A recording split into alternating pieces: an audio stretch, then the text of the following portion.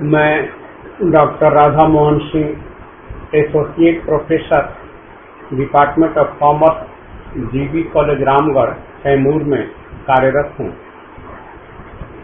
आज हम लोग BCom part 2 honours course paper specialised accounting की चर्चा करेंगे। इसमें हम लोग आज का चैप्टर होगा फाइनल अकाउंट ऑफ कंपनी। पूर्व के क्लास में भी इस पर हम लोगों ने कुछ न्यूमेरिकल सॉल्व किया है और आज हम देखेंगे प्रैक्टिकल प्रॉब्लम 5 और इसका सॉल्यूशन करेंगे। तो छात्रों, क्वेश्चन है कि the following balances are extracted from the books of E Chandra limited for the year ended March 31st to 2014। इसके बाद इसका डिटेल्स दिया हुआ है, जैसे building 6 lakh, furniture 60,000, motor vehicle etcetera. पूरे क्वेश्चन को पढ़ना तो संभव नहीं हो पाएगा। मैं आप लोगों से उम्मीद रखूंगा कि आप लोग क्वेश्चन अपने सामने रख लेंगे और मैं यहाँ उसका सॉल्यूशन आपको बताने जा रहा हूँ। तो इसका सॉल्यूशन में हम सबसे पहले बनाएंगे statement of profit and loss of E Chandra limited. हमारा हेडिंग होगा for the year ended 31st March 2014।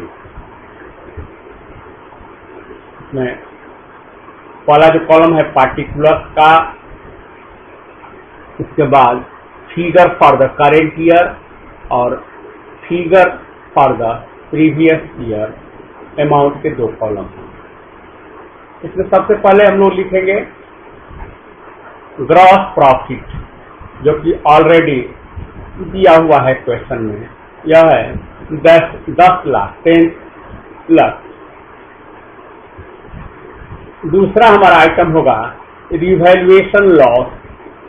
इसमें स्टॉक का कीमत है 4 लाख, इसका बुक वैल्यू है और अभी के डेट में, अर्थात जब यह बनाया जा रहा है 31 मार्च को, उस समय तक स्टॉक का वैल्यू हो गया है 3,60,000।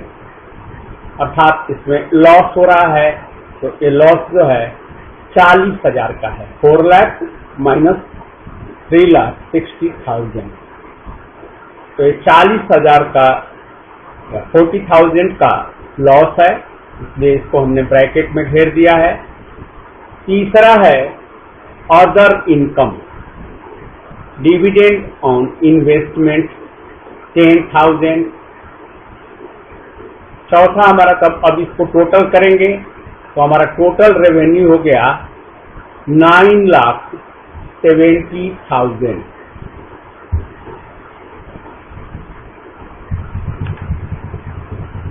पांचवा हमारा होगा एक्सपेंसेस का कॉलम। अब इस एक्सपेंसेस में है एम्प्लॉई बेनिफिट एक्सपेंसेस, यह है 2,20,000 का। और फाइनेंस कॉस्ट में कुछ नहीं दिया हुआ है। इसके बाद डेप्रिसिएशन WN1 72,000, अदर एक्सपेंसेस जो कि WN2 कहलाता है 58,000 का। यह हो गया हमारा 3,50,000। अब उस 9,70,000 में से इस एक्सपेंसेस को हम लेस कर देंगे, तो हमारा प्रॉफिट फॉर द पीरियड हो गया 6,20,000। ये हमारा छठा आइटम है प्रॉफिट फॉर द पीरियड 6,20,000। अब हम बनाएंगे statement of profit showing surplus. इसमें है statement of profit and loss minus surplus balance sheet 1/4/2013 का। ये हमारा है 20,000 और प्रॉफिट ड्यूरिंग द ईयर हमारा आया है 6,20,000।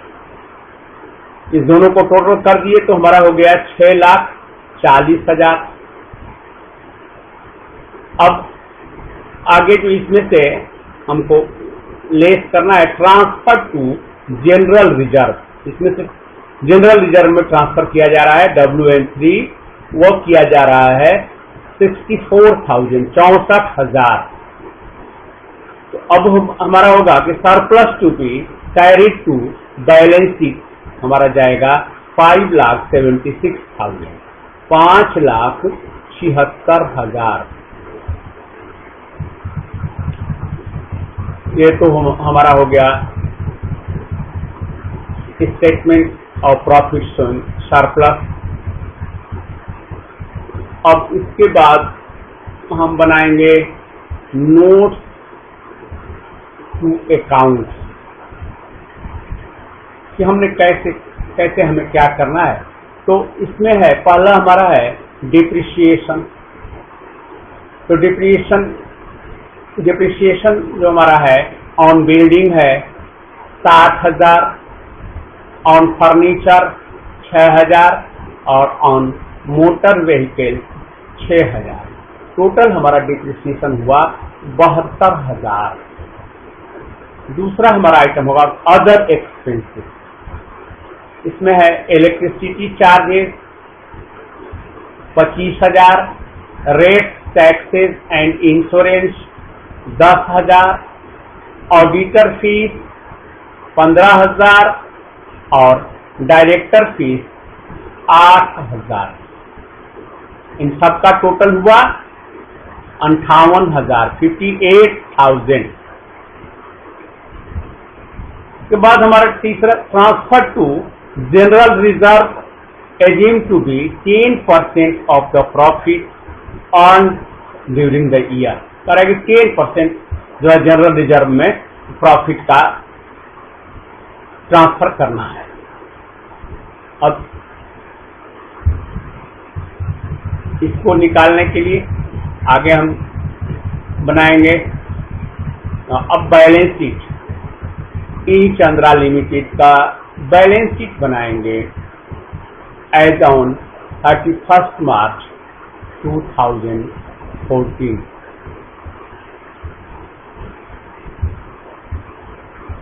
इसमें पहला हमारा आइटम होगा इक्विटी एंड लायबिलिटी। इसमें है share holder fund. Share holder fund में ए होगा हमारा शेयर कैपिटल जो कि 10 लाख दिया हुआ है। इसके बाद बी में हमारा रिजर्व एंड सरप्लस। इसमें होगा जनरल रिजर्व हमारा हो गया 64,000 और सरप्लस हो गया 5,76,000। अब दूसरा करंट लायबिलिटीज। करंट लायबिलिटीज में हमारा है ट्रेड पेएबल। इसमें सैलरी क्रेडिटर्स है हमारा 3,50,000। अब इस सबका जब टोटल हम करेंगे तो होगा 19,90,000।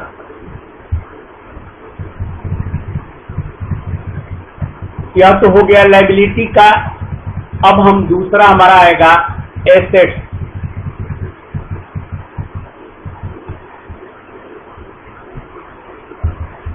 एसेट्स में पहला जो आइटम होगा हमारा नॉन करेंट एसेट्स। इसमें आता होगा फिक्स एसेट में ए है टेंजेबल एसेट्स, वो है हमारा 6,48,000 और बी में होगा non current investments equity share of company, वो है 4 लाख। के बाद दूसरा आइटम हमारा होगा करेंट एसेट। करंट एसेट में stock in trade, book value तो 4 लाख है, लेकिन मार्केट प्राइस जो इसका है 3,60,000 दिया हुआ है, ऑलरेडी एडजस्टमेंट में दिया हुआ है, तो 3,60,000। इसके बाद सन्ड्री डेटर्स,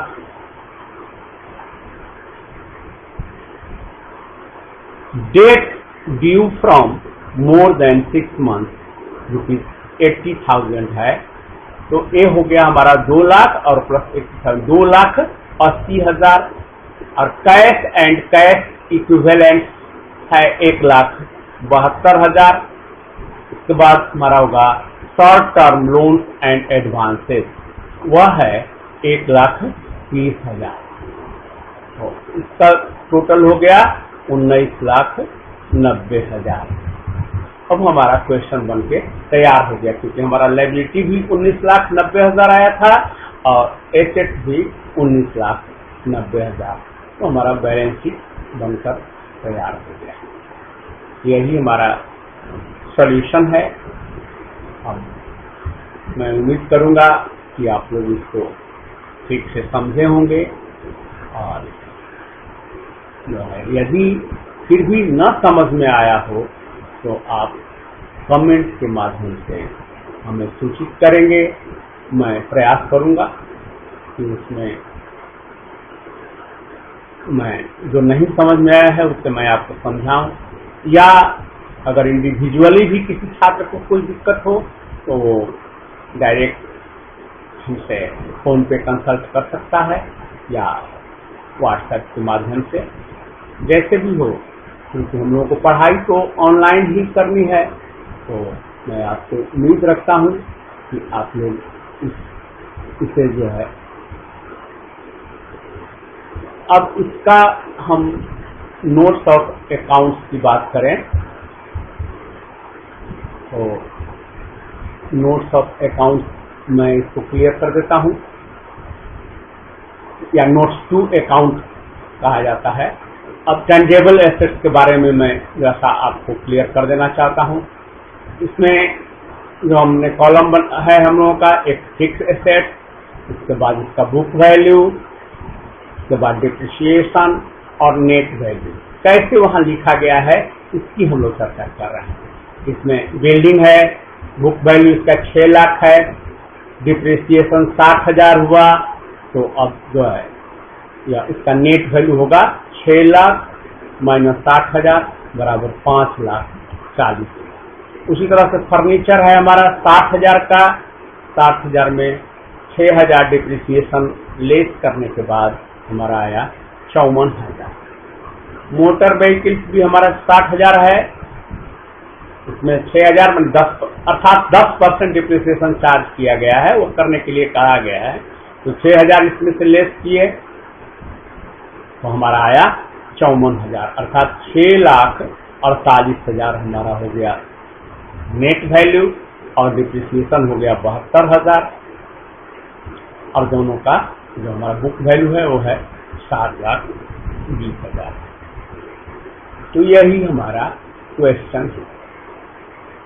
ठीक है, मैं अब आप लोगों को जो भी परेशानी हो मैंने बता ही दिया है।